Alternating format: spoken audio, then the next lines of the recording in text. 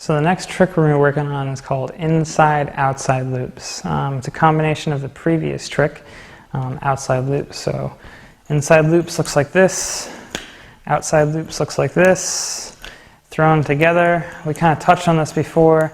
It's just inside, outside, inside, outside, inside, outside, just like so.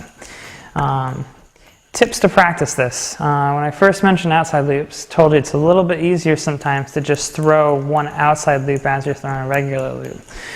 Well, now you want to put those completely together, and you want to be able to control it so that it goes just inside, outside repeatedly. So notice how I'm doing one inside, then one outside, then one inside, one outside. One thing you want to try and do when you're doing this is if you're still using your arm a lot to do your loops, it's going to be really hard to get that outside motion and control it. So one of the things you want to focus on is using just your finger. You want to be able to throw, control it. Notice how it's mostly my finger making this motion.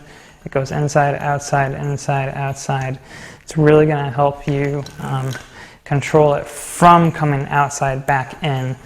Because if you're using your whole hand, you're fighting a lot more to get that yo-yo back to where it's going to go. Rather than if I'm just using my finger, I can just swing it back over to the right side and then recorrect it.